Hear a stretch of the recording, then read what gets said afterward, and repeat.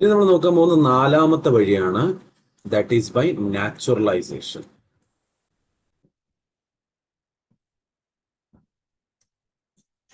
By naturalisation. Naturalisation വഴി എങ്ങനെ നമ്മൾ സിറ്റിസൺഷിപ്പ് നേടുന്നു എന്ന് പറഞ്ഞാൽ നമുക്ക് നമ്മൾ ആദ്യത്തെ വഴി എന്ത് പഠിച്ചു? ബൈ ബർത്ത് എന്ന് പറഞ്ഞ് പഠിച്ചു. അതെന്താണ്? ഒരു ഇന്ത്യയിൽ ജനിച്ച ഒരു കുട്ടിയാണെങ്കിൽ, ഇപ്പൊ ഒരു വ്യക്തി ഇന്ത്യയിൽ ജനിച്ചിട്ടില്ല, അല്ലെ രണ്ടാമത് നമ്മൾ പഠിച്ചു ബൈ ഡിസെന്റ്. ഇപ്പൊ ഒരു വ്യക്തിയുടെ അച്ഛനോ അമ്മയോ ഇന്ത്യക്കാരനോ ഇന്ത്യക്കാരും ഇല്ല, അപ്പൊ ബൈ ഡിസെന്റ് വഴിയും കിട്ടൂല, ഇന്ത്യയിൽ ജനിച്ചിട്ടില്ല, അപ്പൊ അങ്ങനെ കിട്ടൂല. ഒരു വ്യക്തി ഒരു ഇന്ത്യക്കാരനോ ഇന്ത്യക്കാരെയോ കല്യാണവും കഴിച്ചിട്ടില്ല, അപ്പൊ മൂന്നാമത്തെ വഴിയായ ബൈ രജിസ്ട്രേഷനും എന്താണ്? പൗരത്വം കിട്ടുന്നില്ല. ഒരു വ്യക്തി ഇന്ത്യയിൽ ജനിച്ചിട്ടില്ല, വ്യക്തിയുടെ അച്ഛനോ അമ്മയോ ഇന്ത്യക്കാരനോ ഇന്ത്യക്കാരെയോ ഇല്ല, ഒരു ഇന്ത്യക്കാരനോ ഇന്ത്യക്കാരെയോ കല്യാണവും കഴിച്ചിട്ടുണ്ട്, അപ്പൊ മൂന്ന് വഴി ക്ലോസ് ആകുമ്പോൾ നാലാമത്തെ വഴി ഓപ്പൺ ആവുകയാണ്, that is by naturalisation. Naturalisation വഴി എങ്ങനെ സിറ്റിസൺഷിപ്പ് നേടാമെന്ന് പറയുമ്പോൾ ഒരു വ്യക്തിക്ക് കൊടുക്കും, ഇതുമായിട്ട് ഒരു ബന്ധവുമില്ല, നേരത്തെ പറഞ്ഞ മൂന്ന് വഴിയായിട്ടും ഇന്ത്യയുമായിട്ട് ഒരു ബന്ധമില്ലാത്ത ഒരു വ്യക്തിക്ക് എങ്ങനെ പൗരത്വം കിട്ടുമെന്ന് വെച്ചാൽ ആദ്യം ആ വ്യക്തി 14 വർഷം 14 ഇയേഴ്സ് എവിടെ താമസിക്കണം? ഇന്ത്യയിൽ താമസിക്കണം. 14 വർഷം ആ വ്യക്തി എവിടെ താമസിക്കണം? ഇന്ത്യയിൽ താമസിക്കണം. ഈ 14 വർഷത്തിന് ഒരു കണക്കുണ്ട്. എങ്ങനെയാണ് വരുന്നതെന്ന് വെച്ചാൽ 14 വർഷത്തിൽ 12 വർഷം എന്താണ്? ഇന്ത്യയിൽ നിൽക്കണം. 14 വർഷത്തിൽ 12 വർഷം ഇന്ത്യയിൽ നിൽക്കണം. ആ 12ൽ അവസാനത്തെ ഒരു വർഷം കംപ്ലീറ്റ് ആയിട്ട് ഇന്ത്യയിൽ നിൽക്കണം. കംപ്ലീറ്റ് ആയിട്ട് ഇന്ത്യയിൽ നിൽക്കണം. ഞാൻ ഒന്നുകൂടി പറഞ്ഞുതരാം, മനസ്സിലായി കാണുമ്പോഴേക്കും പറഞ്ഞുതരാം. ഇപ്പൊ നോക്കുക, ഒരു വ്യക്തി 2006 ഇന്ത്യയിൽ വന്നു, ഇന്ത്യൻ പൗരത്വം നേടണമെന്ന് 2006 ഇന്ത്യയിൽ വന്നു. 2006 ഇന്ത്യയിൽ വന്ന വ്യക്തിക്ക് ഇന്ത്യൻ സിറ്റിസൺഷിപ്പ് വേണമെങ്കിൽ എപ്പോ അപ്ലൈ ചെയ്യാൻ പറ്റുമെന്ന് വെച്ചാൽ 14 വർഷം കഴിയുക. 2006 14 വർഷം ആഡ് ചെയ്യുമ്പോൾ 2020 ആവും. 2020 ആകുമ്പോൾ ഈ വ്യക്തിക്ക് എന്ത് ചെയ്യാൻ പറ്റും? കൊണ്ടുപോയി എന്തിന് അപ്ലൈ ചെയ്യാൻ പറ്റും? ഇന്ത്യൻ സിറ്റിസൺഷിപ്പിന് അപ്ലൈ ചെയ്യാൻ പറ്റുള്ളൂ. അപ്പോഴേ അപ്ലൈ ചെയ്യാൻ പറ്റുള്ളൂ.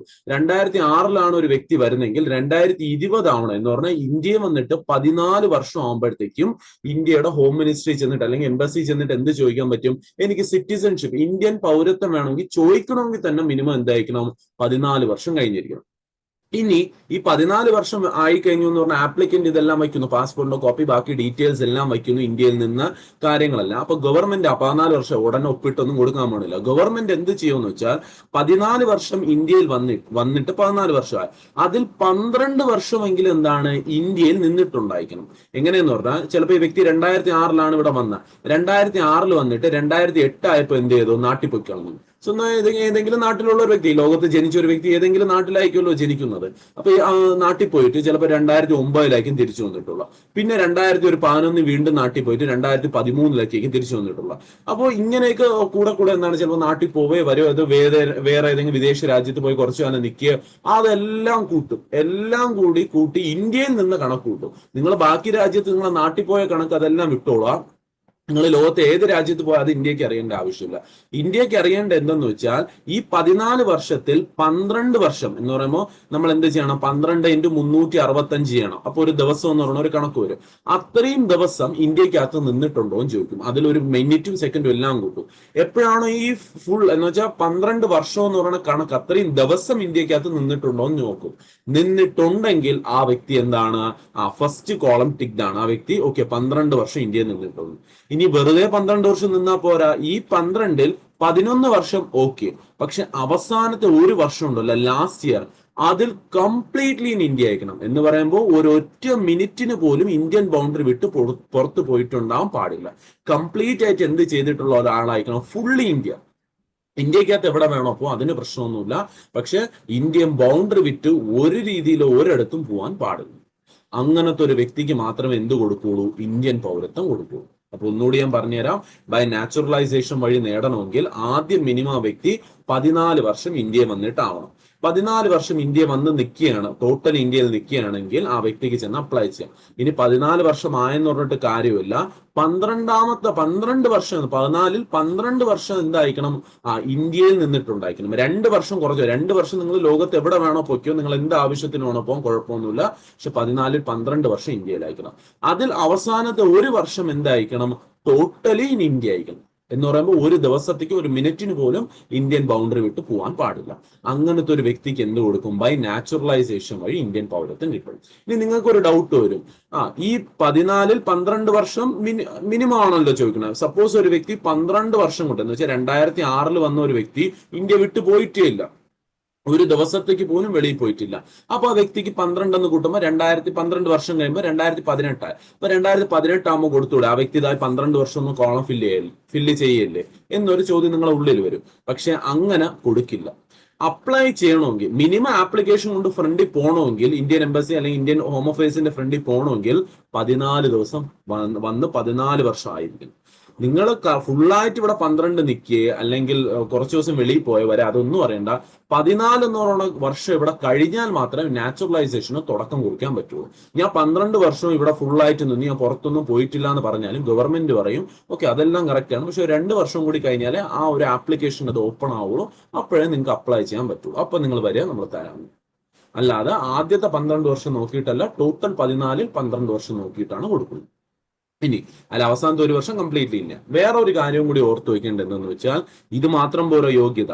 ഇന്ത്യക്കകത്ത് ഇന്ത്യയിലെ ഒഫീഷ്യൽ ഭാഷകളുണ്ട്. ഇന്ത്യയിൽ ഒരുപാട് ഭാഷകളുണ്ട്. ഓക്കെ, ഒരു 1000ൽ കൂടുതൽ ഇന്ത്യയിലെ ഭാഷകൾ, ട്രൈബൽ ഭാഷകൾ, ലോക്കൽ ഭാഷകളും നാഷണൽ ഭാഷകളും ഇങ്ങനെയൊക്കെ നോക്കുക ഒരുപാട് ഭാഷകൾ ഉണ്ടെങ്കിൽ ഇന്ത്യൻ ഗവൺമെന്റ് അംഗീകരിച്ച് എത്ര ഭാഷയാണ് ഇന്ത്യക്കകത്ത് ഉണ്ടെന്ന് ചോദിച്ചാൽ 22 ഭാഷ, 22 ലാംഗ്വേജസ് ആണ് ഇന്ത്യക്കകത്തുള്ളത്. ഇന്ത്യൻ ഗവൺമെന്റ് അംഗീകരിച്ച് 22 ഭാഷകളാണ് ഇന്ത്യക്കകത്തുള്ളത്. ഈ 22 ഭാഷയിൽ നിന്ന് ഏതെങ്കിലും ഒരു ഭാഷ, 22 ഭാഷയിൽ നിന്ന് ഏതെങ്കിലും ഒരു ഭാഷ എഴുതാനും വായിക്കാനും സംസാരിക്കാനും പഠിച്ചിരിക്കും. Any of the 22 official languages, the person should be able to read, write and speak. Okay, എഴുതാനും വായിക്കാനും സംസാരിക്കാനും 22ൽ ഏതെങ്കിലും ഒരു ഭാഷ പഠിച്ചിരിക്കണം. അതിനെന്താണ് ഇത്രയും സമയമുണ്ട്. ഓക്കെ, 14 വർഷം എന്ന് പറഞ്ഞ കാലാവധിയോ അതിൻ്റെ അകത്ത് പഠിക്കാം. പിന്നെ ഒരു കാര്യം ഓർത്തോണം, ഇന്ത്യക്ക് 22 ഒഫീഷ്യൽ ഭാഷ ഉള്ളതിൽ ഇംഗ്ലീഷ് ഒരു ഒഫീഷ്യൽ ഭാഷ അല്ല. English is not an official language of India. ഇന്ത്യയുടെ ഒഫീഷ്യൽ ഭാഷ ഇംഗ്ലീഷ് അല്ല. ഓക്കെ, ഈ 22ൽ ഒരേ ഒരു വിദേശ ഭാഷ മാത്രമേ ഉള്ളൂ, ദാറ്റ് ഈസ് എ നേപ്പാളി. ഒറ്റ വിദേശ ഭാഷ മാത്രമേ ഉള്ളൂ നേപ്പാളി. ബാക്കിയെല്ലാം മറ്റ് സംസ്ഥാനങ്ങളെ ഇന്ത്യക്കകത്ത് കാണുന്ന ഭാഷയാണ്. മലയാളം, തമിഴ്, കന്നഡ അങ്ങനെ പറഞ്ഞ് മറ്റു ഭാഷകളാണ് വരുന്നത്. അപ്പൊ ഇംഗ്ലീഷ് എനിക്ക് എഴുതാനും വായിക്കാനും അറിയാന്ന് പറഞ്ഞുകൊണ്ട് ഒരു വ്യക്തിക്ക് അപ്ലൈ ചെയ്യാൻ പറ്റില്ല.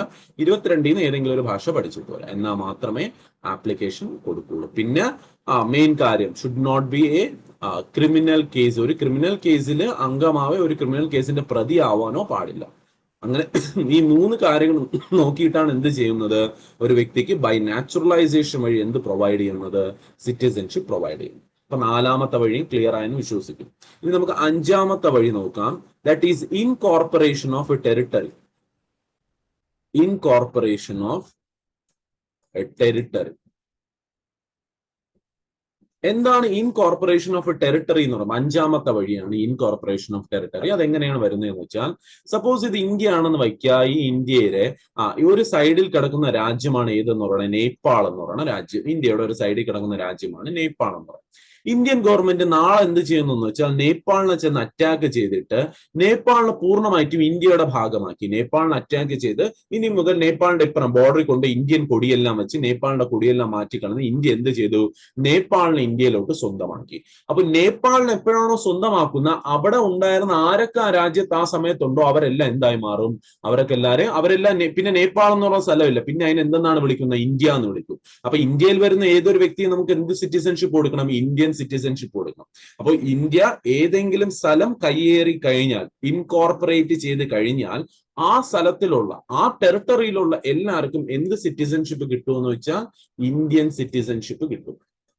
അവർക്ക് എന്ത് സിറ്റിസൺഷിപ്പ് കിട്ടും, ഓട്ടോമാറ്റിക് ആയിട്ട് ഇന്ത്യൻ സിറ്റിസൺഷിപ്പ്. ഇതാണ് 5ാമത്തെ പറയുന്നത്, that is incorporation of territory.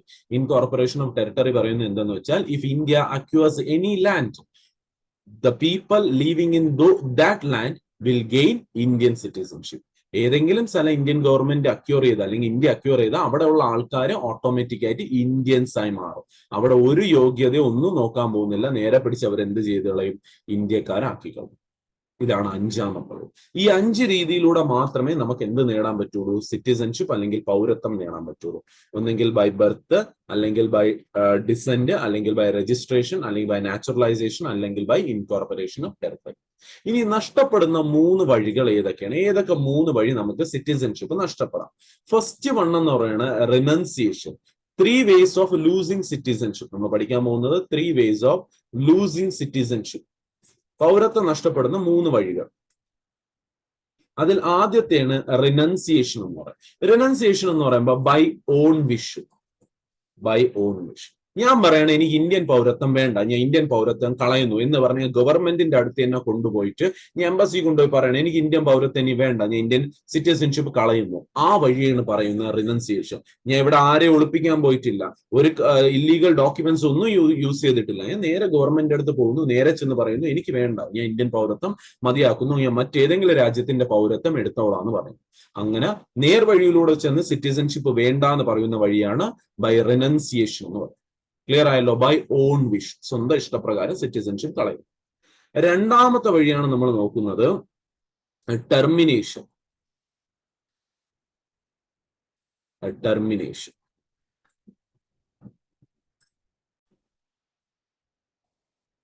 Termination എന്ന് പറയുമ്പോൾ എന്താണ് വരുന്നതെന്ന് വെച്ചാൽ, അത് ഞാൻ നേരത്തെ പറഞ്ഞിരുന്നു, ഏതെങ്കിലും വ്യക്തി എന്താണ് ഇപ്പൊ MBBS പഠിക്കാൻ ഞാൻ എവിടെ പോകുന്നു, അങ്ങ് ചൈനയിൽ പോകുന്നു.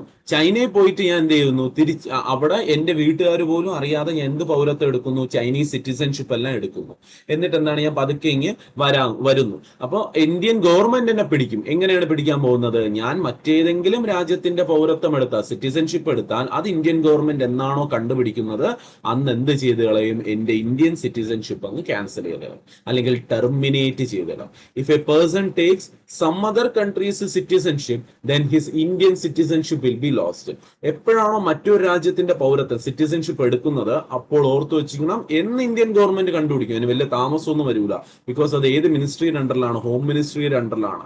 വളരെ എഫിഷ്യന്റ് ആയിട്ട് വർക്ക് ചെയ്യുന്ന ഒരു മിനിസ്ട്രിയാണ് ഹോം മിനിസ്ട്രി. അതുകൊണ്ട് എന്ത് ചെയ്യും, മറ്റേത് രാജ്യത്തിന്റെ എടുക്കുന്നോ ഓർത്ത് വെച്ചോണം, എപ്പം വേണം എന്താണ് ഇന്ത്യൻ സിറ്റിസൺഷിപ്പ് ബൈ ടെർമിനേഷൻ വഴി എന്ത് ചെയ്യപ്പെടും, ക്യാൻസൽ ചെയ്യപ്പെടുകയാണ് ചെയ്യുന്നത്. ഇത് ഏത് ആർട്ടിക്കിളിലാണ് ഞാൻ പറഞ്ഞു തന്നിട്ടുള്ളത്? That is in article 9. Article 9 എന്ന് പറയുന്ന ആർട്ടിക്കിളിൽ ക്ലിയർ ആയിട്ട് ടെർമിനേഷനെ കുറിച്ചാണ് പറയുന്നത്. നിങ്ങൾ if you take some other country citizenship then your Indian citizenship will be lost. ഇനി അവസാനത്തെ വഴി, മൂന്നാമത്തെ വഴി ഇന്ത്യൻ സിറ്റിസൺഷിപ്പ് നഷ്ടപ്പെടുന്നതാണ് ഡിപ്രിവേഷൻ. ഡിപ്രിവേഷൻ എന്താണ്? ഡിപ്രിവേഷൻ അല്ലെങ്കിൽ ഇന്ത്യൻ ഗവൺമെന്റ് ഏറ്റവും സ്ട്രിക്റ്റ് ആയിട്ട് ക്യാൻസൽ ചെയ്ത് കളയുന്ന സിറ്റിസൺഷിപ്പിന്റെ വേ ഏതെന്ന് വെച്ചാൽ ദാറ്റ് ഈസ് എ ഡിപ്രിവേഷൻ. എന്ന് പറയുമ്പോൾ ഇന്ത്യൻ ഗവൺമെന്റിനെ പറ്റിച്ചിട്ട് ഞാൻ ഏതെങ്കിലും രീതിയിൽ എന്ത് ചെയ്യണം, സിറ്റിസൺഷിപ്പ് നേടാൻ നോക്കുകയാണ്. ഞാൻ ഇല്ലീഗൽ ഡോക്യുമെന്റ് ഒക്കെ കാണിക്കുന്നു, എന്റെ അച്ഛനും അമ്മ ഇന്ത്യക്കാരാണ്, എന്നാൽ ഇന്ത്യയുമായിട്ട് ഒരു ബന്ധമില്ല, ഞാൻ കുറെ ഇല്ലീഗൽ ഡോക്യുമെന്റ്സ് എല്ലാം കാണിച്ചിട്ട് ഞാൻ എന്ത് നേടുന്നു, ഇന്ത്യൻ സിറ്റിസൺഷിപ്പ് നേടുന്നു. ഞാൻ 14 വർഷം ഇന്ത്യയിൽ നിന്നെന്ന് പറഞ്ഞുകൊണ്ട് വ്യാജ ഡോക്യുമെന്റ് കാണിക്കുന്നു, എന്റെ പാസ്പോർട്ടിന്റെ പേജസ് എല്ലാം എഡിറ്റ് ചെയ്തിട്ട് എല്ലാം തിരിമറി കാണിച്ചിട്ട് ഞാൻ കൊണ്ടുപോയി ഗവൺമെന്റിന്റെ എന്ത് വാങ്ങിക്കുന്നു, സിറ്റിസൺഷിപ്പ് നേടുന്നു. ഇത് ഏതെങ്കിലും കാലം ഇന്ത്യൻ ഗവൺമെന്റ് കണ്ടുപിടിച്ചാൽ, if the citizenship is gained by illegal documents, illegal വേസോ ഇല്ലീഗൽ ഡോക്യുമെന്റ്സിലൂടെ ഞാൻ സിറ്റിസൺഷിപ്പ് നേടുകയാണെങ്കിൽ the Indian government will completely ban the citizenship. Indian government പൂർണ്ണമായിട്ടും എന്ത് ചെയ്ത് കളയും, സിറ്റിസൺഷിപ്പിനെ ക്യാൻസൽ ചെയ്ത് കളയും. അതിനെയാണ് അറിയപ്പെടുന്ന ഡിപ്രിവേഷൻ എന്ന് പറയുന്നത്. ഇതിന് ഏത് ആർട്ടിക്കൽ നമ്മൾ പറഞ്ഞിട്ടുണ്ട്? ആർട്ടിക്കിൾ 10 ഇതിനെ കുറിച്ച് ക്ലിയർ ആയിട്ട് പറഞ്ഞിട്ടുണ്ട്. In article 10 it is clearly mention. 10ാമത്തെ ആർട്ടിക്കിളിൽ പറഞ്ഞിട്ടുണ്ട്. മറ്റത് 9ആണ്. Termination is article 9, this is article 10. അപ്പൊ ഒന്നുകൂടി നോക്കുക, 3 ways of losing citizenship. Indian citizenship നഷ്ടപ്പെടുന്ന 3 വഴികൾ. ഫസ്റ്റ് വൺ റെനൗൺസിയേഷൻ, സ്വന്തം ഇഷ്ടപ്രകാരം കളയുന്നത്. സെക്കൻഡ് വൺ ടെർമിനേഷൻ, മറ്റൊരു രാജ്യത്തിന്റെ എടുത്താൽ ഇന്ത്യൻ ഗവൺമെന്റ് ക്യാൻസൽ ചെയ്ത് വിടുന്നത്. മൂന്നാമത്തെ ഡിപ്രിവേഷൻ, വ്യാജ ഡോക്യുമെന്റ് ഇന്ത്യൻ ഗവൺമെന്റിനെ പറ്റിച്ചെടുക്കുമ്പോഴത്തേക്കും ഗവൺമെന്റ് തന്നെ ക്യാൻസൽ ചെയ്ത് കളയുന്നതിനാണ് എന്തെന്ന് പറയുന്നത്, ഡിപ്രിവേഷൻ. ഈ 3 വഴിയാണ് ഇന്ത്യൻ പൗരത്വം നഷ്ടപ്പെടുന്നത്. 5 വഴികളിലൂടെ നേടാം, 3 വഴികളിലൂടെ നഷ്ടപ്പെടാം. ഈ കാര്യങ്ങളാണ് നമ്മൾ പഠിച്ചിട്ടുള്ളത്. ഇത് നമ്മൾ എന്ത് പഠിച്ചു കഴിഞ്ഞു? സിറ്റിസൺഷിപ്പിനെ കുറിച്ച് പഠിച്ചു. ഞാൻ പറഞ്ഞു സിറ്റിസൺഷിപ്പിനെ കുറിച്ച്, പൗരത്വത്തിനെ കുറിച്ച് ആദ്യമായിട്ട് വരുന്ന നിയമം ഏതെന്ന് വെച്ചാൽ ഇന്ത്യൻ സിറ്റിസൺഷിപ്പ് ആക്ട് എന്ന് പറഞ്ഞുകൊണ്ട് 1955 ആദ്യമായിട്ട് ഒരു നിയമം വരും. അതിനുശേഷം 7 or 8 തവണ ഗവൺമെന്റിനെ വീണ്ടും അമെൻഡ് ചെയ്തു. അതിന്റെ ഏറ്റവും ലേറ്റസ്റ്റ് അമെൻമെന്റ് ആണ് സിറ്റിസൺഷിപ്പ് അമെൻമെന്റ് ആക്ട്, സിറ്റിസൺഷിപ്പ് അമെൻമെന്റ് ആക്ട് 2019. അപ്പൊ ഗവൺമെന്റിന്റെ ഏറ്റവും ലേറ്റസ്റ്റ് സിറ്റിസൺഷിപ്പ് നിയമം ഏതെന്ന് വെച്ചാൽ സിറ്റിസൺഷിപ്പ് അമെൻമെന്റ് ആക്ട് 2019.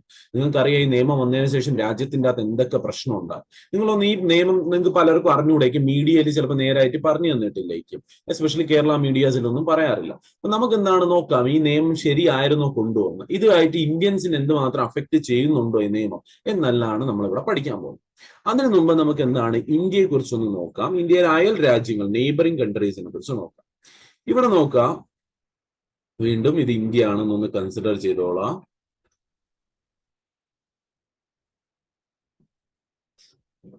ഓക്കെ, ഇത് ഇന്ത്യ ആണെന്ന് എടുക്കാം. ഇനി ഇന്ത്യയുടെ നെയ്ബറിംഗ് കൺട്രീസിലെ മെയിൻ 3 കൺട്രീസ്, അല്ലെങ്കിൽ ഇന്ത്യയിലോട്ട് മെയിൻ ആയിട്ട് മൈഗ്രൻസ്, ഓക്കെ, ആൾക്കാര് മറ്റൊരു രാജ്യക്കാര് വേറൊരു സ്ഥലത്തോട്ട് കടന്നു വരുന്നതാണ് അതിനെ മൈഗ്രൻസ് എന്ന് നമ്മൾ വിളിക്കും. ഓക്കെ, മറ്റൊരു സ്ഥലത്ത് നിന്ന് കയറി വരുന്നവരെയാണ് മറ്റു രാജ്യത്ത് താമസിച്ചുകൊണ്ടിരുന്ന ആൾക്കാർ അവരെ രാജ്യം വിട്ട് നമ്മളെ രാജ്യത്തോട്ട് കയറി വരുന്നതാണ് മൈഗ്രൻസ് എന്ന് നമ്മൾ വിളിക്കുന്നത്. അപ്പൊ ഇന്ത്യയിലോട്ട് ഏറ്റവും കൂടുതൽ വിദേശത്ത് നിന്ന് ആൾക്കാർ കയറി വരുന്നത് ഇല്ലീഗലായിട്ട് ഡോക്യുമെന്റ് കാണിക്കാതെ കുറുക്ക് വഴിയിലൂടെ നീന്തി വരുന്നു, അല്ലെങ്കിൽ വേറെ എവിടെയെങ്കിലും വണ്ടിയിലോട്ട് കള്ളവണ്ടിയിൽ നിന്ന് കയറി വരുന്നു. ഇങ്ങനെയൊക്കെ കയറി വരുന്ന 3 രാജ്യങ്ങളാണ് ഇന്ത്യക്കകത്ത് മെയിൻ ആയിട്ടുള്ളത്. അതിൽ ഏറ്റവും ആദ്യത്തെയാണ് വരുന്നത്, ദാറ്റ് ഈസ് പാകിസ്ഥാൻ. ഇവിടെ കാണുന്ന രാജ്യമാണ് പാകിസ്ഥാൻ. എന്നാൽ ഇത് ഇവിടെ കാണുന്ന മറ്റൊരു വലിയ രാജ്യമുണ്ട്, ദാറ്റ് ഈസ് അഫ്ഗാനിസ്ഥാൻ. അഫ്ഗാനിസ്ഥാൻ. ഇനി മൂന്നാമത്തെ രാജ്യം ഏറ്റവും കൂടുതൽ വരുന്ന എവിടെ നിന്നെന്ന് വെച്ചാൽ ഇന്ത്യ ഏറ്റവും കൂടുതൽ ബൗണ്ടറി ഷെയർ ചെയ്യുന്ന രാജ്യമായ ബാംഗ്ലാദേശ്. ബാംഗ്ലാദേശ്. ഈ 3 രാജ്യത്തു നിന്നാണ് ഏറ്റവും കൂടുതൽ ആൾക്കാര് കറക്റ്റ് ഡോക്യുമെന്റ് കാണിക്കാതെ എന്താണ് ഇന്ത്യയിലോട്ട് കയറി വരും. ഇവരെ എന്താണ് കാണുമ്പോൾ നമുക്ക് വലുതായിട്ട് തിരിച്ചറിയാനും പറ്റൂല. ബിക്കോസ് എന്താണ്, ഇപ്പൊ ഒരു ചൈനക്കാരൻ കയറി വരികയാണ്, അല്ലെങ്കിൽ ഒരു അമേരിക്കക്കാരൻ കയറി വരുമ്പോൾ നമുക്ക് പെട്ടെന്ന് തിരിച്ചറിയാൻ പറ്റും അവരെ. ബിക്കോസ് ഇന്ത്യക്കാരുമായിട്ട് വളരെയധികം വ്യത്യാസമാണ് അവരെ കാണാം. പക്ഷെ ഈ ആൾക്കാരെ കാണുമ്പോൾ ഒരിക്കലും വ്യത്യാസം തോന്നാറില്ല. ബിക്കോസ് ഇവരും നമ്മളെ രാജ്യത്തിന്റെ ഒരു ഭാഗം തന്നെയാണ്. ബ്രിട്ടീഷുകാർ പാർട്ടീഷൻ ചെയ്ത് വെച്ചിട്ട് പോയെന്നേ ഉള്ളൂ. ഇവരെല്ലാം പണ്ട് നമ്മളെ സഹോദരന്മാര് തന്നെയാണ്. അപ്പൊ നമുക്ക് കാണുമ്പോൾ എന്ത് ചെയ്യും, തിരിച്ചറിയാൻ പറ്റുന്നില്ല. അതേപോലെ ഇന്ത്യയിലുള്ള ഒരു പ്രശ്നം എന്ന് വെച്ചാൽ ഇപ്പൊ കേരളത്തിൽ തന്നെ ഒരു 2000 രൂപ നിങ്ങൾ കൊടുത്തു കഴിഞ്ഞാൽ നിങ്ങൾക്ക് ഏറ്റവും പുതിയ എന്താണ് ആധാർ കാർഡ് അടിച്ചു തരും. നിങ്ങളെ കംപ്ലീറ്റ് ഡേറ്റ് ഓഫ് ബർത്ത് മാറ്റി, നിങ്ങളെ പേര് വേണമെങ്കിൽ മാറ്റി, എല്ലാം മാറ്റിയിട്ട് എന്താണ് ഒരു 2000 രൂപയ്ക്ക് നിങ്ങൾക്ക് ആധാർ കാർഡ് കിട്ടും. ഈ കേരളത്തിന്റെ അത് നടക്കുന്നുണ്ട്. അപ്പോൾ ഇന്ത്യയിലെ നോർത്തേൺ സ്റ്റേറ്റ്സിൽ എന്തായിരിക്കും അവസ്ഥ, നോർത്ത് ഈസ്റ്റേൺ സ്റ്റേറ്റ്സിൽ എന്തായിരിക്കും അവസ്ഥ? നെറ്റ് കണക്ടിവിറ്റിയും കുറവും എഡ്യൂക്കേഷനും കുറവും എല്ലാം ഉള്ളിടത്ത് ഒരുപാട് വ്യാജ ഡോക്യുമെന്റ്സ് എന്താണ് അടിച്ചിറക്കാൻ പറ്റും. അപ്പൊ അതുപോലെയാണ് നടക്കുന്നത്.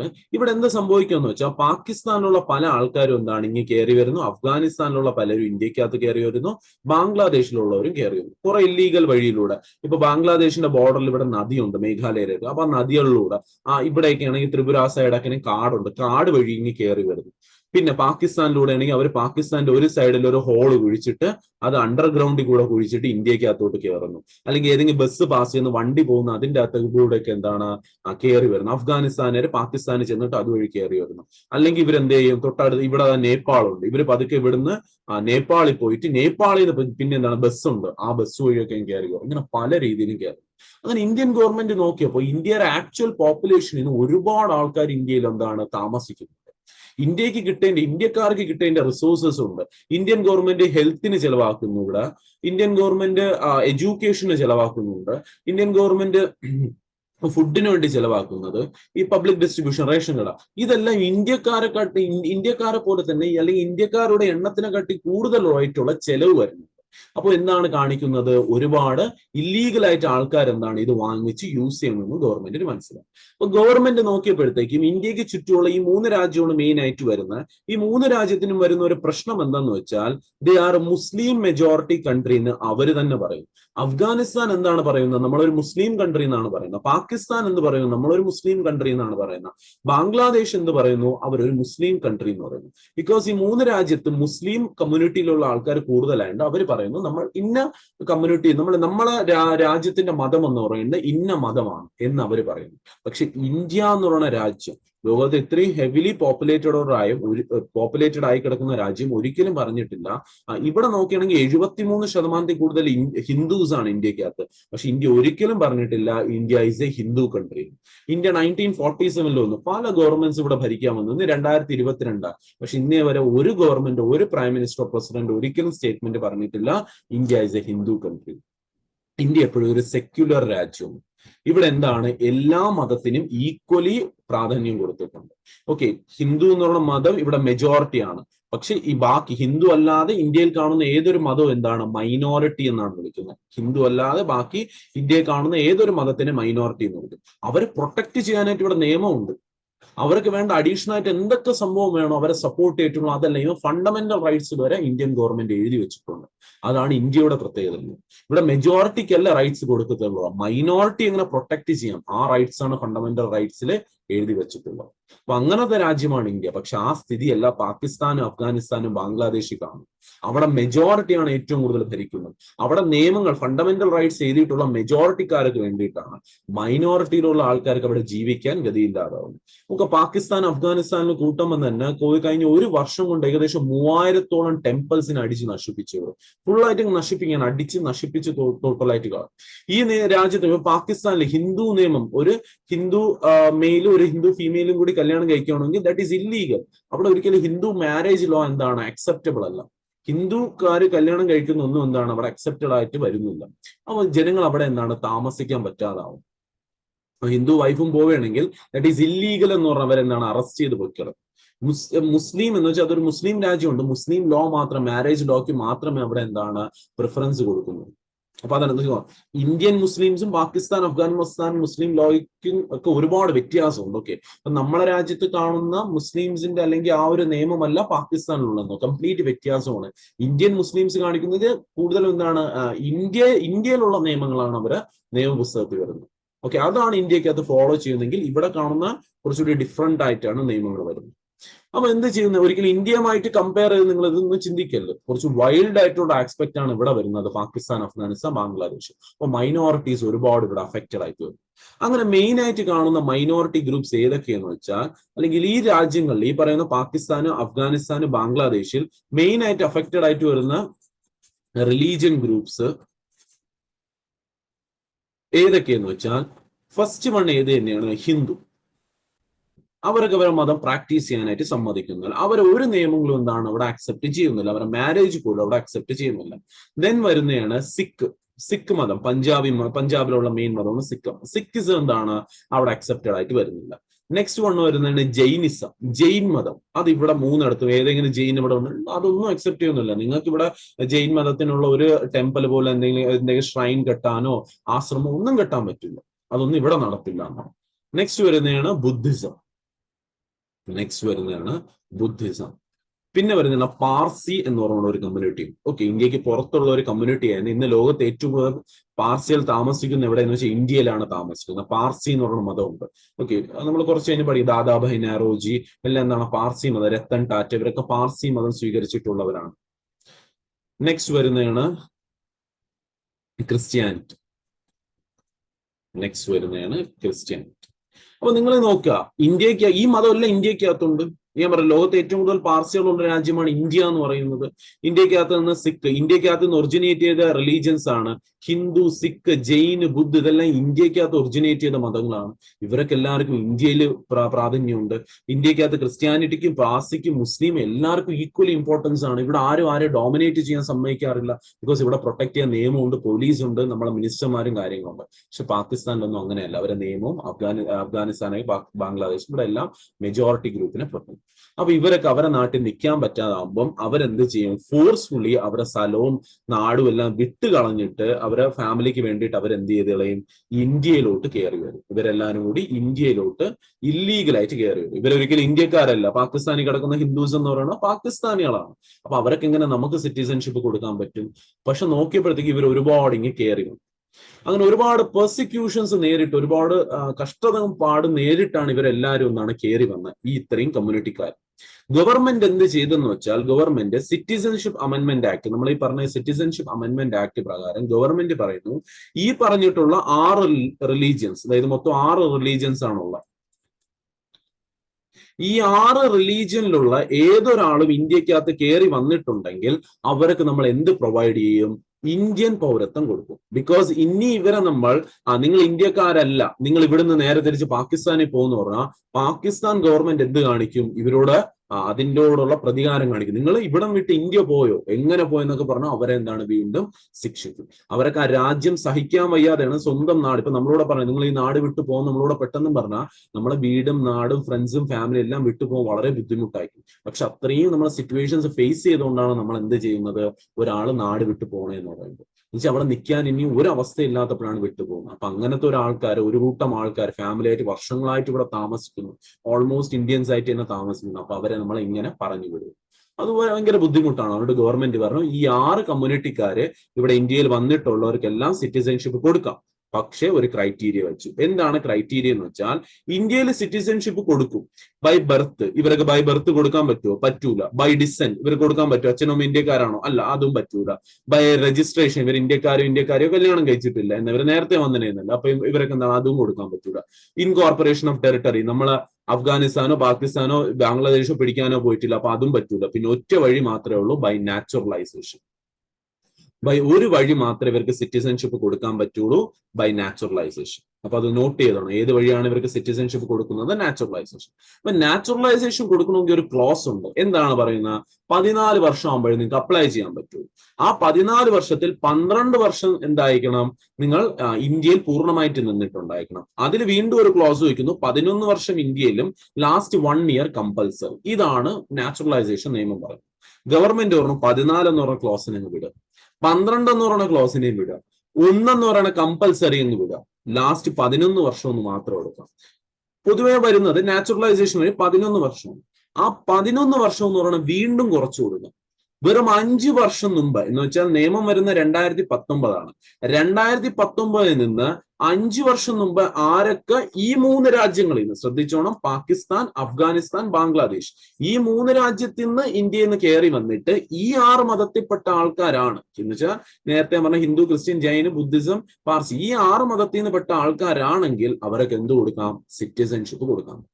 2019 വർഷം. 2019 5 വർഷം കുറയ്ക്കുമ്പോൾ ഏതാണ് വർഷം കിട്ടുന്നത് എന്ന് വെച്ചാൽ 2014.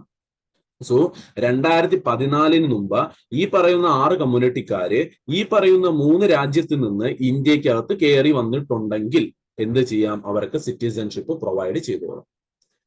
എന്ന് പറയുമ്പോൾ 2014 ഡിസംബർ 31 ഡേറ്റ് ഒന്നും പഠിക്കണ്ട, പറഞ്ഞു തന്നെയുള്ളൂ. ഇതിന്റെ അകത്ത് ഇന്ത്യക്കകത്ത് കയറി വന്നോ ഒന്നും നോക്കണ്ട, അവർക്ക് എന്ത് പ്രൊവൈഡ് ചെയ്തോളാം? സിറ്റിസൺഷിപ്പ്. പക്ഷെ ഈ കാര്യങ്ങൾ മതവും രാജ്യവും നോക്കിയിട്ട് അവർക്ക് സിറ്റിസൺഷിപ്പ് പ്രൊവൈഡ് ചെയ്തു.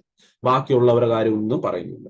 അപ്പൊ നിങ്ങളുടെ ഉള്ളിൽ വരും, മുസ്ലിം എന്ന് പറഞ്ഞ കമ്മ്യൂണിറ്റി 6 കമ്മ്യൂണിറ്റിക്കകത്ത് കൂട്ടിയിട്ടില്ല. പക്ഷെ അവിടെ ഒരു പോയിന്റ് പറഞ്ഞതെന്ന് വെച്ചാൽ, ഈ മുസ്ലിം കമ്മ്യൂണിറ്റി തന്നെ നമ്മൾ ഇന്ത്യക്കകത്ത് നോക്കുമ്പോഴത്തേക്കും ഈ മുസ്ലിം കമ്മ്യൂണിറ്റിക്ക് 2 സ്പ്ലിറ്റ് ഒക്കെ വരുന്നുണ്ട്. ഷിയാസ്, സുന്നി എന്നൊക്കെ പറഞ്ഞുകൊണ്ട് കുറെ സ്പ്ലിറ്റ് പോകുന്നുണ്ട് അവർക്ക്. ഈ പാകിസ്ഥാനിലൊക്കെ കാണുന്ന സുന്നി കമ്മ്യൂണിറ്റിയാണ് കൂടുതൽ വരുന്നത്. അപ്പൊ അവിടെ എന്താണ്, ഷിയ കമ്മ്യൂണിറ്റിക്കാർക്ക് ഒരുപാട് ട്രബിൾ വരുന്നു. അഫ്ഗാനിസ്ഥാനിലും അങ്ങനെയുണ്ട് പ്രശ്നങ്ങൾ, ബംഗ്ലാദേശിലല്ല. ഈവൻ മുസ്ലിം കമ്മ്യൂണിറ്റിയിലുള്ള പലരും എന്ത് ചെയ്തു കളഞ്ഞു? ഇന്ത്യ വിട്ട് അവരെ രാജ്യം വിട്ടിട്ട് ഇന്ത്യയിലോട്ട് കയറി വന്നു വെച്ചാൽ ഈ അവരിൽ തന്നെ മൈനോറിറ്റി ഉള്ളവർക്ക് എന്താണ് നിൽക്കാൻ പറ്റാത്ത ഒരു അവസ്ഥ വരും. അങ്ങനെയും കുറെ പേര് കയറി വന്നു. അപ്പൊ ഇന്ത്യൻ ഗവൺമെന്റ് എന്ത് ചെയ്യാൻ പറ്റില്ല? അവരെ ഉടനെ പറഞ്ഞു വിടാൻ പറ്റില്ല. പക്ഷെ ഈ രാജ്യങ്ങളിൽ വരുന്ന ഈ 3 രാജ്യവും ഓപ്പൺലി പറയുന്ന എന്താണ്? നമ്മൾ ഒരു മുസ്ലിം മെജോറിറ്റി രാജ്യമാണ്. ഇന്ത്യ എന്ന് പറഞ്ഞ രാജ്യം ലോകത്തെ ഏറ്റവും ഫ്ലറിഷ്ഡ് ആയിട്ട് കിടക്കുന്ന രാജ്യമൊന്നുമല്ല. എല്ലാവരും ഇനി വന്നോളൂ, നമ്മൾ എന്ത് ചെയ്യാം, ആ പൗരത്വം കൊടുക്കാന്ന് പറഞ്ഞുകൊണ്ട് ഒരിക്കലും പറയാൻ പറ്റുന്ന, അല്ലെങ്കിൽ അത്രയും എക്കണോമി ഉള്ള ഒരു രാജ്യമൊന്നും അല്ല ഇന്ത്യ എന്ന് പറയുന്നത്. ഇപ്പൊ ഇന്ത്യ പറയുന്നത് നിങ്ങളെ 3 ഈ പറയുന്ന 3 രാജ്യവും ഓപ്പൺലി പറയുന്നതാണ് we are a Muslim country.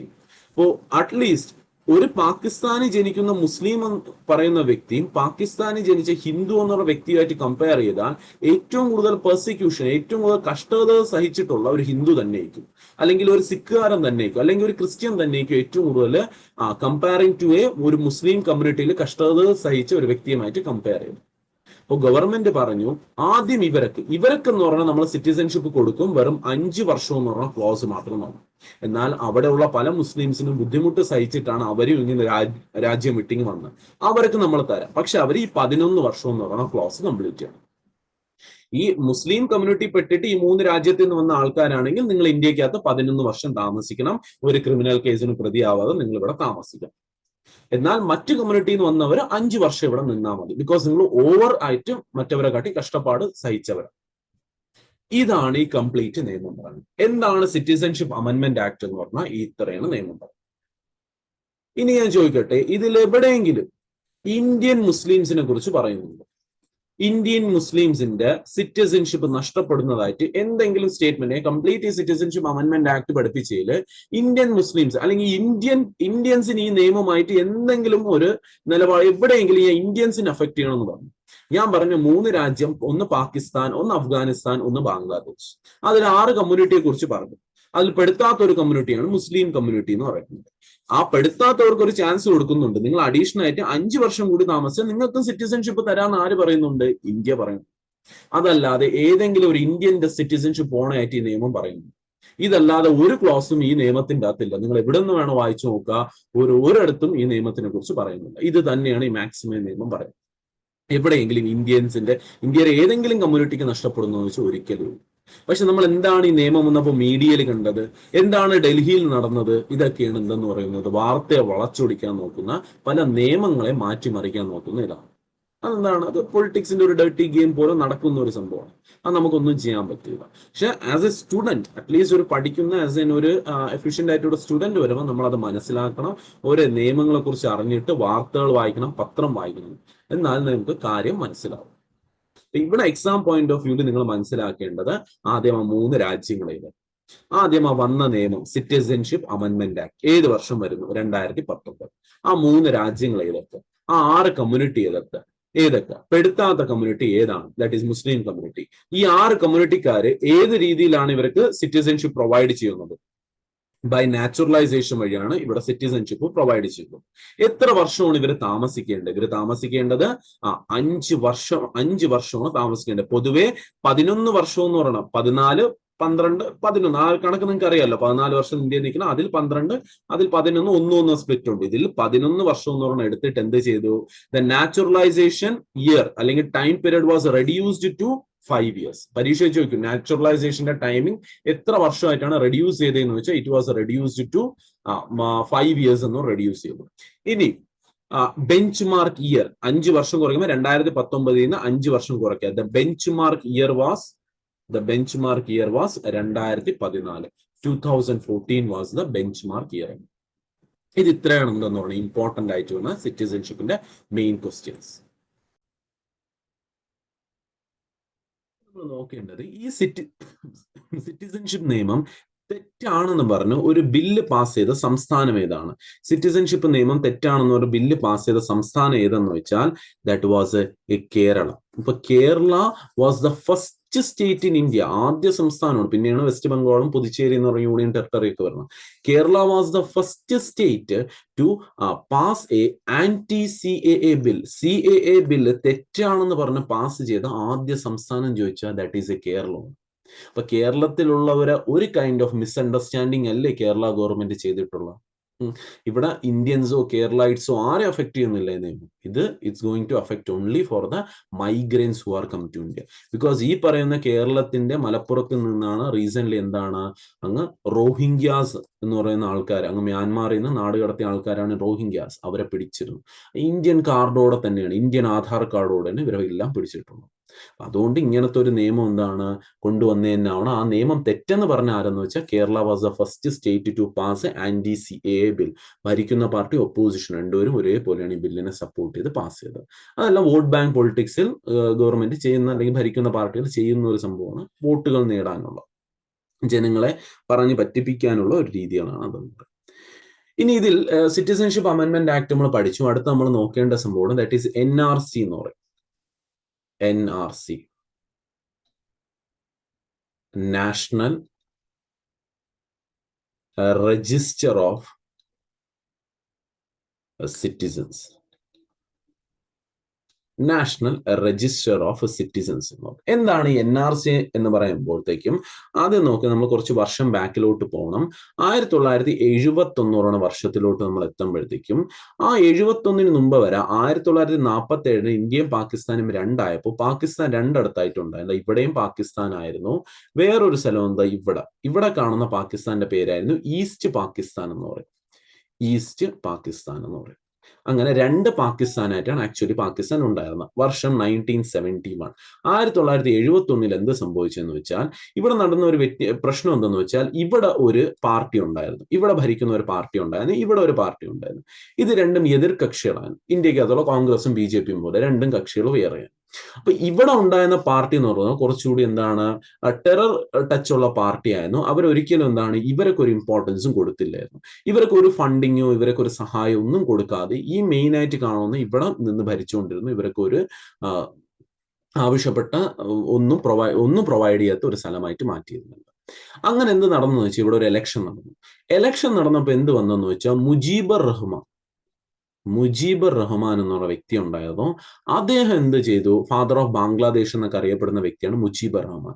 ഇന്നത്തെ ബാംഗ്ലാദേശ് പ്രൈം മിനിസ്റ്ററായ ഷെയ്ഖ് ഹസീനയുടെ അച്ഛനാണ് ഈ മുജീബർ റഹ്മാൻ എന്ന് പറയുന്നത്. ഇദ്ദേഹം എന്ത് ചെയ്തെന്ന് വെച്ചാൽ ഇദ്ദേഹത്തിന്റെ പാർട്ടി ഇവിടെ വളരെയധികം വിജയം നേടി. പാകിസ്ഥാനിൽ നോർമലായിട്ട് ഇലക്ഷൻ നടന്നപ്പോൾ ഇവിടെ ഉണ്ടായിരുന്ന പാകിസ്ഥാനിലെ പാർട്ടി അവിടെ ജയിച്ചു. പക്ഷേ ആ പാർട്ടി ഈസ്റ്റ് പാകിസ്ഥാനിൽ എന്താണ് തോറ്റു തുന്നം പാടിപ്പോ. ഇവിടെ ആരെ പാർട്ടിയാണ് ജയിച്ചത്? മുജീബർ റഹ്മാന്റെ പാർട്ടി ജയിച്ചു. മൊത്തം 96% വോട്ടിലൂടെ മുജീബർ റഹ്മാന്റെ പാർട്ടി ജയിച്ചു. Huge margin. നോക്ക്, അത്രയ്ക്കും ആൾക്കാർ എന്താണ് ആ സൈഡിലുള്ള പാർട്ടിയെ വെറുത്ത് മുജീബർ റഹ്മാനെ സപ്പോർട്ട് ചെയ്യണം. അങ്ങനെ നിന്ന സമയത്ത് എന്ത് സംഭവിച്ചെന്ന് വെച്ചാൽ ഇവിടത്തെ ഗവൺമെന്റ് പറഞ്ഞു ഇവിടെ നടന്ന ഇലക്ഷൻ എന്താണ് ഇല്ലീഗലാണ്, ആ ഇലക്ഷൻ ഒന്നും കൂട്ടാൻ പോകുന്നില്ല, മുജീബർ റഹ്മാൻ ഒന്നും അല്ല ഇനി ഇവിടെ ഭരിക്കാൻ പോകുന്നത്, ഇവിടെ ആര് തന്നെയാണ് ഭരിക്കുന്നത്, നമ്മൾ തന്നെയാണ് വരാൻ പോകുന്നത്, മുജീബർ റഹ്മാനെ പിടിച്ച് ജയിലിലോട്ട് ഇടാൻ പറഞ്ഞു. ഉടനെ തന്നെ മുജീബർ റഹ്മാൻ എന്ത് ചെയ്തെന്ന് വെച്ചാൽ ഇത് നോക്ക് ആരുടെ ഇടയിലാണ് ഇതെല്ലാം നടക്കുന്നത്? ഇവിടെ ഇന്ത്യ എന്നുള്ള രാജ്യമുണ്ട്, ഇന്ത്യ ഇതെല്ലാം കണ്ടുകൊണ്ടിരിക്കുകയാണ്, വാർത്തകളിലൂടെ കേട്ടുകൊണ്ടിരിക്കുകയാണ് എന്താണ് നടക്കുന്നത്. മുജീബർ റഹ്മാൻ ഓടി എന്ത് വരുന്നു? ഇന്ത്യൻ ഗവൺമെന്റ് അടുത്ത് വന്നിട്ട് പറയാണ് നിങ്ങളെ സഹായിക്കണം, നമ്മളെ പണ്ട് നിങ്ങളെ ഭാഗമൊക്കെ ആയിരുന്നു, അതുകൊണ്ട് നിങ്ങൾക്കൊന്ന് സഹായിക്കാൻ നമ്മളെ പറ്റുമെന്ന് പറഞ്ഞു പോകുന്നു.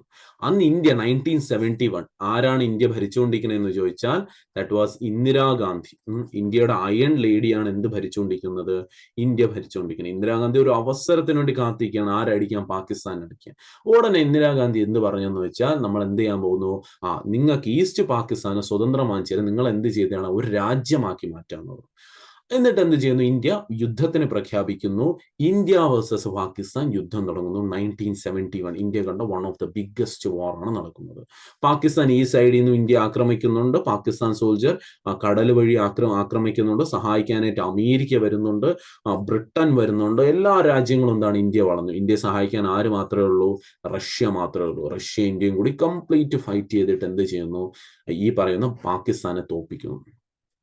റഷ്യ വന്നോടെ ഈ പറഞ്ഞ അമേരിക്കയും ബ്രിട്ടനും ഒക്കെ ഓടിക്കളഞ്ഞു. പിന്നെ ഇന്ത്യയും പാകിസ്ഥാനും തമ്മിൽ മാത്രമാണ് യുദ്ധം. പാകിസ്ഥാൻ എത്ര തവണ ഇന്ത്യയോട് യുദ്ധം ചെയ്തിട്ടുണ്ടോ അത്രയും തവണ തോറ്റിട്ടുള്ള രാജ്യമാണ് പാകിസ്ഥാൻ. അങ്ങനെ 71 യുദ്ധം എന്ത് ചെയ്തു? പാകിസ്ഥാൻ തോക്കുന്നു. ഈസ്റ്റ് പാകിസ്ഥാൻ എന്താക്കി കൊടുത്തു? ഇന്ത്യ ബാംഗ്ലാദേശ് എന്നുള്ള രാജ്യമാക്കി കൊടുത്തു. പക്ഷെ ഇവിടെ വന്ന പ്രശ്നം എന്തെന്ന് വെച്ചാൽ ഒരു യുദ്ധം നടക്കുമ്പോഴത്തേക്ക് ഒരു യുദ്ധത്തിന് എത്ര വർഷം യുദ്ധം പോകുമെന്ന് പറയാൻ പറ്റൂല, ഒരുപാട് പൈസ ചെലവ് വരും. ആൾക്കാർക്ക് ഇവിടെ എന്താണ്? ജോലി നഷ്ടപ്പെട്ടു, ആഹാരമില്ലാതാവും. ആൾക്കാർ എന്ത് ചെയ്തെന്ന് വെച്ചാൽ ബാംഗ്ലാദേശിന്റെ തൊട്ട് മുകളിൽ കിടക്കുന്ന ഒരു രാജ്യമാണ് ഇന്ത്യയുടെ ഒരു സ്റ്റേറ്റ് ആണ്, ദാറ്റ് ഈസ് ആസാം എന്നുള്ള സ്റ്റേറ്റ് ഉണ്ട്. നോർത്ത് ഈസ്റ്റിലെ one of the biggest state ആണ് ആസാം എന്നുള്ളത്. ഈ ആസാമിലോട്ട് എന്ത് ചെയ്ത് കളഞ്ഞു? ഒരുപാട് ബാംഗ്ലാദേശികൾ കാട് വഴി എന്ത് ചെയ്ത് കളഞ്ഞു? കയറി കളഞ്ഞു. എന്നിട്ട് അവിടെ വന്നിട്ട് അവിടുത്തെ ആഹാരം വാങ്ങിച്ച് ജീവിച്ചു തുടങ്ങി. അങ്ങനെ ഇത് യുദ്ധം തുടങ്ങിയപ്പം തൊട്ട് എന്താണ് ഈ ഒരു ഫ്ലോ വരുന്നു. അതിനുശേഷം ഒരുപാട് കാലം എന്താണ് ഇങ്ങനെ പതുക്കെ പോയപ്പോൾ ആസാം ഗവൺമെന്റ് നോക്കിയപ്പോൾ അവിടുത്തെ ഒരു സ്റ്റേറ്റിന്റെ പോപ്പുലേഷൻ എണ്ണി നോക്കിയപ്പോൾ മനസ്സിലായി ആസാമിന്റെ പോപ്പുലേഷന്റെ ഒരുപാട് ഇരട്ടി ആൾക്കാർ എന്ത് താമസിക്കുന്നു? ആസാമിലുണ്ട്. ആസാമിൽ ഒരു പർട്ടിക്കുലർ പോപ്പുലേഷൻ ഉണ്ട്, അതിന്റെ എത്രയോ ഇരട്ടി ആൾക്കാരാണ് ആസാമിലുള്ളത്. അപ്പൊ ഗവൺമെന്റ് മനസ്സിലായി ഇത് ഇവിടെ ഉള്ള ആൾക്കാരെല്ലാം ഒരുപാട് പേര് മൈഗ്രൻസ് ആയിട്ട് കയറി വന്നേ. അങ്ങനെ ആസാമിന് വേണ്ടി മാത്രമായിട്ട് ഇന്ത്യക്കകത്ത് ഒരു പ്രത്യേക കണക്കെടുപ്പ് വെച്ചു, that is NRC, national register of citizens. പൊതുവെ ഇന്ത്യക്കകത്ത് കണക്കെടുക്കുന്നത് സെൻസസ് പ്രകാരമാണ്. അത് ഇന്ത്യ ഹാസ് എ ഹോൾ, അങ്ങനെ ഒരു സംസ്ഥാനത്തിനായിട്ടൊന്നും കണക്കെടുക്കാറില്ല. പക്ഷെ ആസാമിന് വേണ്ടി ആദ്യമായിട്ട് എന്ത് ചെയ്തു? പ്രത്യേക അവർക്ക് വേണ്ടി മാത്രമായിട്ട് ഒരു കണക്കെടുപ്പ് തുടങ്ങി, that is NRC. So NRC is applicable for only which state എന്ന് വെച്ചാൽ ദാറ്റ് ഈസ് ഫോർ ആസാമാണ്. ആസാം എന്ന സംസ്ഥാനത്തിന് വേണ്ടി മാത്രം നടക്കുന്ന കണക്കെടുപ്പാണ് NRC എന്ന് പറയുന്നത്. ഇനി ഏത് വർഷമാണ് ഇവിടുത്തെ ബെഞ്ച് മാർക്ക് ഇയർ എന്ന് വെച്ചാൽ 1971. ആസാം ഗവൺമെന്റ് പറഞ്ഞു 1971 മുമ്പ്, യുദ്ധത്തിന് മുമ്പ് ആരൊക്കെ ഇതിൻ്റെ അകത്ത് കയറി വന്നത്, യുദ്ധ സമയത്ത് കയറി വന്നതും പോട്ടെ, ഓക്കെ, 1971 ഡിസംബർ 31 അകത്ത് ആരൊക്കെ ഇതിൻ്റെ അകത്ത് കയറി വന്നിട്ടുണ്ടോ ആസാമിൻ്റെ അകത്ത്, അവരൊക്കെ എല്ലാവർക്കും നമ്മൾ സിറ്റിസൺഷിപ്പ് തരാം. പക്ഷെ അതിന് ശേഷം കയറി വന്ന ആരും ഇവിടെ നിൽക്കാൻ പാടില്ല, തിരിച്ച് നിങ്ങളുടെ നാടായ ബാംഗ്ലാദേശിലോട്ട് അങ്ങ് പൊയ്ക്കോണം. 71 മുമ്പ് കയറി വന്നോ സിറ്റിസൺഷിപ്പ് ഉണ്ട്. ഒരു പോട്ടെ ജീവിതാവസ്ഥ കൊണ്ട് ഓടി വന്നതിൽ പോട്ടെ എന്ന് പറഞ്ഞ് ആസാം ഗവൺമെന്റ് അല്ലെങ്കിൽ ഇന്ത്യൻ ഗവൺമെന്റ് എന്ത് പറഞ്ഞു? നിന്നോട്ടെ എന്ന് പറഞ്ഞു. ബാക്കി എല്ലാവരും എന്ത് ചെയ്തു? ഇന്ത്യൻ ഗവൺമെന്റ് പറഞ്ഞു വെച്ചു. ഒരിക്കലും NRC ഇന്ത്യ ഫുൾ എന്ന് വിചാരിക്കല്ലേ. NRC is only applicable for Assam state. ഇനി നിങ്ങൾ കേൾക്കുന്ന മറ്റൊരു സംഭവമാണ് ദാറ്റ് ഈസ് NPR എന്ന് പറയും. മൂന്നാമത്തെ സിറ്റിസൺഷിപ്പിൽ നിങ്ങൾ കേൾക്കുന്ന ഒരു ടേമാണ് NPR എന്ന് പറയും.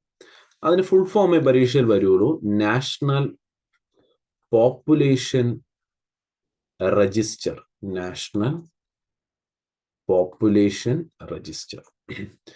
ഇതാണ് മൂന്നാമത്തെ സംഭവം നിങ്ങൾ കേൾക്കാൻ പോകണം. എന്താണ് NPR അല്ലെങ്കിൽ നാഷണൽ പോപ്പുലേഷൻ രജിസ്റ്റർ പറയുന്നത് എന്ന് വെച്ചാൽ ഇത് വേറെ ഒന്നുമില്ല. ഞാൻ പറഞ്ഞു ഇന്ത്യയിൽ പൊതുവെ പോപ്പുലേഷന്റെ കണക്കെടുക്കുന്ന ആരെന്ന് വെച്ചാൽ ദാറ്റ് ഈസ് ദ സെൻസസ് ആണ് കണക്കെടുക്കുന്നത്. എല്ലാ 10 വർഷം കൊണ്ട് രാജ്യത്തിന്റെ അകത്ത് എന്തൊക്കെ വ്യത്യാസം വന്നു, എത്ര ജനങ്ങൾ ഇന്ത്യക്കകത്ത് വന്നു, ഇന്ത്യക്കകത്ത് എത്ര എഡ്യൂക്കേഷൻ കൂടി, അതിൽ മെയിലിന്റെ എഡ്യൂക്കേഷൻ ലിറ്ററസി റേറ്റ് എത്രയാണ്, ഫീമെയിലിന്റെ ലിറ്ററസി റേറ്റ് എത്രയാണ്, സെക്സ് റേഷ്യോ എത്രയാണ് ഇന്ത്യക്കകത്തുള്ള, ഇന്ത്യയിലെ മെയിൽസ് എത്ര, ഫീമെയിൽസ് എത്രയാണ്, ഇന്ത്യയിൽ എത്ര സിറ്റീസ് ഉണ്ട്, ഇന്നിപ്പം ഇന്ത്യയിൽ എത്ര ഗ്രാമങ്ങളുണ്ട്, വില്ലേജസ് എത്ര ഉണ്ട്, എത്ര മെട്രോപൊളിറ്റൻ സിറ്റി ഉണ്ട്, എത്ര ബ്രിഡ്ജസ് ഉണ്ട്, എത്ര റോഡ് വളർന്നു, എത്ര NH വളർന്നു, ഇതെല്ലാ കാര്യവും എന്ത് നോക്കും, സെൻസസ് നോക്കും.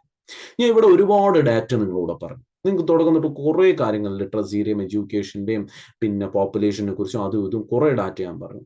എന്നാൽ പോപ്പുലേഷന്റെ കണക്ക്, സെൻസസിന്റെ അകത്ത് പോപ്പുലേഷന്റെ കണക്ക് മാത്രം നോക്കുന്ന ഫിഗറാണ് ഇതെന്ന് പറയുന്നത് NPR, national population register. So they just provide the population data of India to a census. സെൻസസിന് അവർക്ക് ഇവിടെ കുറെ കാര്യങ്ങൾ നോക്കണം. ലിറ്ററസി റേറ്റ് നോക്കണം, സെക്സ് റേഷ്യോ നോക്കണം, എഡ്യൂക്കേഷൻ നോക്കണം, കൺസ്ട്രക്ഷൻ നോക്കണം. അങ്ങനെ പലതിന്റെ സെൻസസ് എടുക്കുമ്പോൾ പോപ്പുലേഷനെ കുറിച്ചുള്ള സെൻസസ് പ്രൊവൈഡ് ചെയ്യാൻ ഇവിടെ ആരുണ്ട്, നാഷണൽ പോപ്പുലേഷൻ രജിസ്റ്റർ. ഇതൊരു സംസ്ഥാനത്തിനായിട്ട് മാത്രമോ അല്ലെങ്കിൽ ഏതെങ്കിലും വർഷം അങ്ങനെയൊന്നുമില്ല. ഇത് 10 വർഷം കൊണ്ട് ഇന്ത്യയുടെ പോപ്പുലേഷനിൽ വരുന്ന വ്യത്യാസം, അതിന്റെ എല്ലാ ഡീറ്റെയിൽസും, മെയിൽ പോപ്പുലേഷൻ എത്ര, ഫീമെയിൽ പോപ്പുലേഷൻ എത്ര, ചൈൽഡ് പോപ്പുലേഷൻ എത്ര, ഓൾഡ് ആൾക്കാർ എത്ര, എല്ലാ ഡീറ്റെയിൽസും എന്ത് കൊടുക്കും, NPR പ്രൊവൈഡ് ചെയ്യും. അവിടെ ഓർത്ത് വയ്ക്കുക, പോപ്പുലേഷൻ അല്ലെങ്കിൽ സെൻസസിൽ പോപ്പുലേഷൻ ഡാറ്റ കൊടുക്കുന്ന ആരെന്ന് വെച്ചാൽ NPR ആണ് കൊടുക്കുന്നത്. ഇത് ഇത്രയാണ് വരുന്നത്. ഇതിൽ നമ്മൾ ഇന്ന് സിറ്റിസൺഷിപ്പ് അമെൻമെന്റ് ആക്ട് നോക്കി, NRC എന്തെന്ന് നോക്കി, that is only applicable in Assam state, വേറെ ഒരു സ്റ്റേറ്റിലും അതുമില്ല. പിന്നെ ഏതാണ്, NPR നോക്കി, നാഷണൽ പോപ്പുലേഷൻ രജിസ്റ്റർ, സെൻസസിന് വേണ്ടി പോപ്പുലേഷൻ കൊടുക്കും. ഇതോടെ പാർട്ട് 1 ആയ യൂണിയൻ ആൻഡ് ഇറ്റ്സ് ടെറിട്ടറിയും പാർട്ട് 2 ആയ സിറ്റിസൺഷിപ്പും നമ്മൾ കംപ്ലീറ്റ് ചെയ്തിട്ടുണ്ട്. ഇനി മൂന്നാമത്തെ ഏറ്റവും ഇമ്പോർട്ടൻറ്റ് പാർട്ടായ ഫണ്ടമെന്റൽ റൈറ്റ്സിലോട്ട് നമ്മൾ അടുത്ത ക്ലാസ്സിൽ പോകുന്നത്. നല്ലപോലെ നോക്കുക, ഡൗട്ട് ഉണ്ടെങ്കിൽ ചോദിക്കാം. Okay, thank you.